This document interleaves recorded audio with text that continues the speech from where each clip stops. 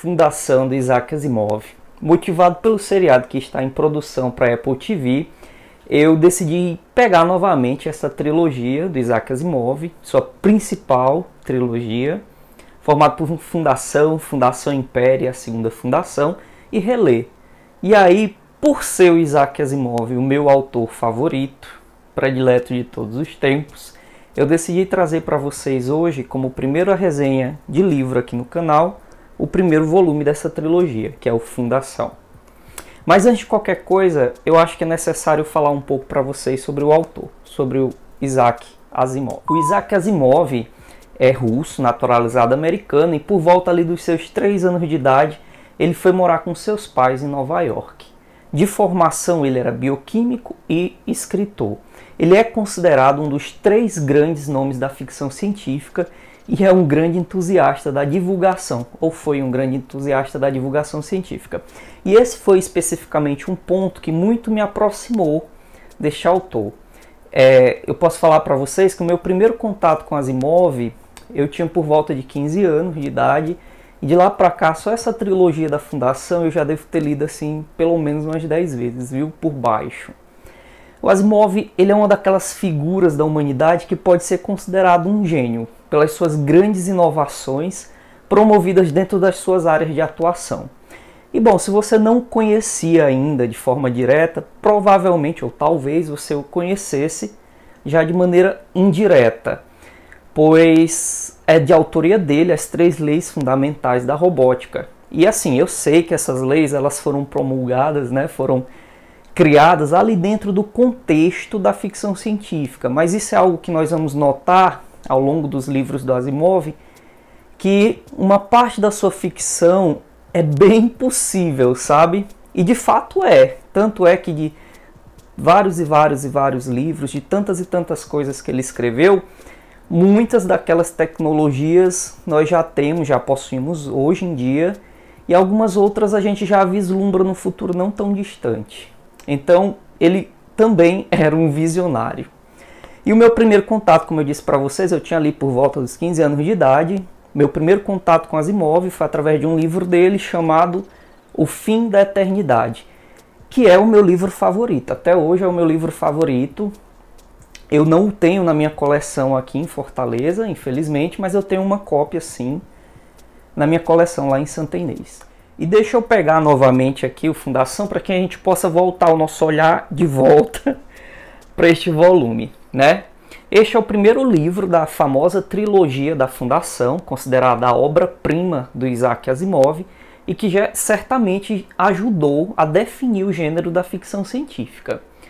Esse livro, especificamente, ele se inicia com a chegada de um matemático que acabou de obter o seu PhD, o Gal Dornick, no planeta de Trantor, que é a capital de um império galáctico de 12.000 anos. Então, assim, para dizer para vocês, logo no início a gente fica sabendo que a humanidade, né, se desenvolveu, se espalhou pela galáxia e vive-se um tempo de prosperidade tão grande que já dura mais de 10.000 anos. E é um tempo de prosperidade tão forte, né, que ninguém acredita que esse tempo maravilhoso vai ter fim, menos o Hari Seldon, que nós vamos conhecer daqui a pouquinho. Bom, e o Gal chega a Trantor, né, para trabalhar em um projeto do lendário Hari Seldon, né? Nós vamos ouvir falar muitas vezes dele aqui. Quem era o Hari Seldon? Ele é um matemático e psicólogo genial, que unindo essas duas ciências, pela união dos seus poderes, ele foi capaz de desenvolver uma ciência nova, a psicohistória, uma ciência estatística. Uma ciência que é capaz da análise histórica, sociológica, estatística, realizar previsões muito acuradas sobre o comportamento de conglomerados humanos, como o Império, né? Contendo um grande volume de pessoas. E através das análises psicohistóricas do Seldon, ele determina que o Império Galáctico vai colapsar de forma inevitável em mais ou menos 300 anos. E após esse período, a galáxia enfrentaria aproximadamente 30.000 anos de barbárie. Olha só o impacto desta informação sobre aquela grande certeza de um império invencível. Bom, e a estrutura do livro aqui presente é uma fix-up novel, que é um tipo de novela que é composto por várias histórias menores que juntas formam o volume. Especificamente aqui no Fundação, nós vamos ter a divisão do texto, do livro, em 5 partes, tá bom? São 5 partes relativamente independentes entre si. Cada parte vai nos trazer, vai nos contar um acontecimento fundamental, marcante na história da Fundação. Os personagens, obviamente, eles vão mudar de uma parte para outra, pois cada parte dessas compreende ou cobre um período de tempo, né? Mais ou menos 200 anos. Então, quando você chegar lá na parte 3, você não vai esperar ver ou encontrar os personagens da parte 1 vivos, mas muito provavelmente você vai ter contato, né, com as lembranças, com as memórias, pois aqueles personagens se tornaram figuras históricas, né, dentro da história da Fundação. O texto aqui ele é narrado em terceira pessoa e é muitíssimo fluido. Talvez você tenha alguma dificuldade com os termos científicos, a forma técnica de falar. É um texto muito político também, mas você rapidamente se acostuma, né? Eu acho que essa é uma das grandes características e grandes vantagens do Asimov, é dele ter uma linguagem incrivelmente acessível e uma maneira única de falar sobre temas tão difíceis, né? Tão complexos para a população geral. Como eu disse para vocês, eu comecei a ler com 15 anos, e não porque eu tinha acesso a um vocabulário muito grande. Não, é porque o texto dele mesmo é fácil de ser lido, né? Então funciona muito para jovem também. A maior parte do texto ele é composta por diálogos aqui, o que geralmente fornece bastante dinamismo para a história, né?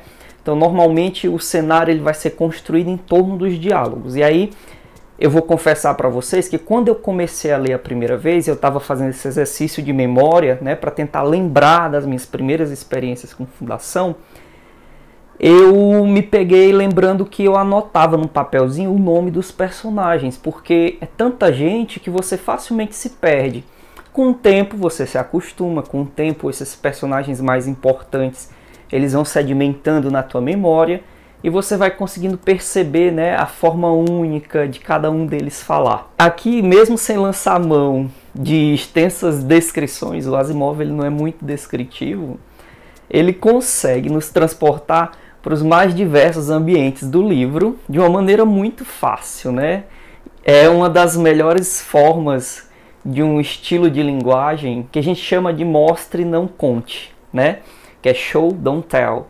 Que o escritor, na verdade, ele literalmente lança para você a cena, a situação e os diálogos, e você, dentro daquela realidade mostrada, você consegue desenhar na sua cabeça tudo o que está acontecendo, e isso é fantástico.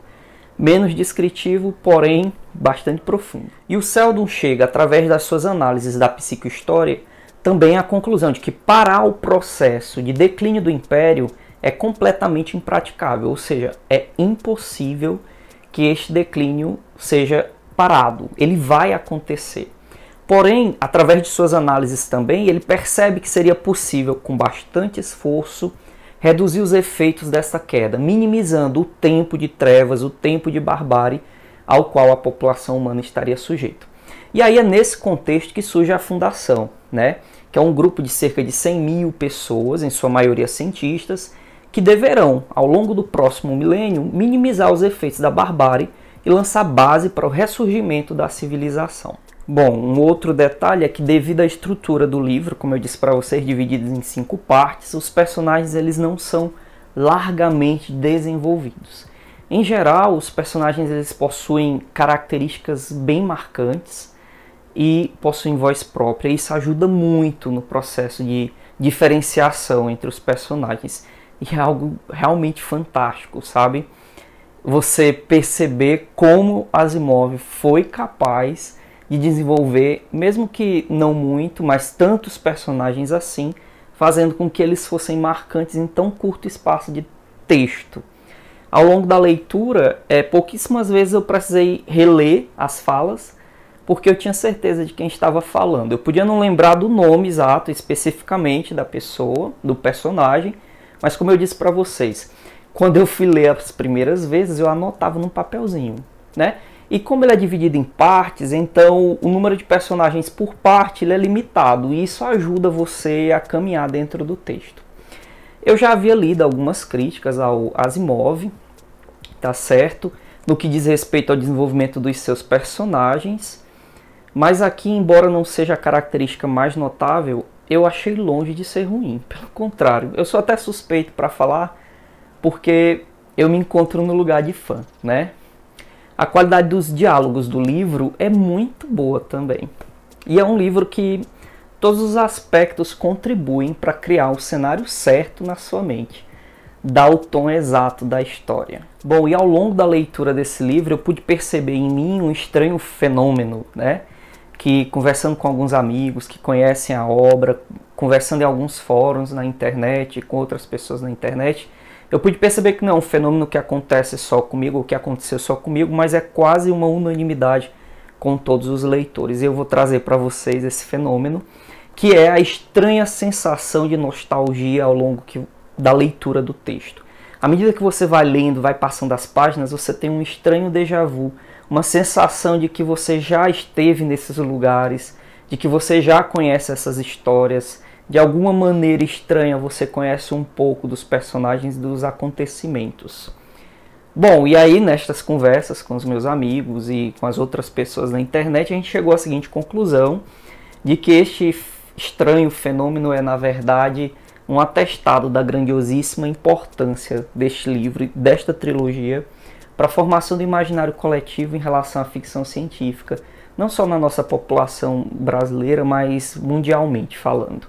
E se esse não é o principal atestado da grandiosíssima importância desse livro, desta obra, eu não sei mais o que poderia ser.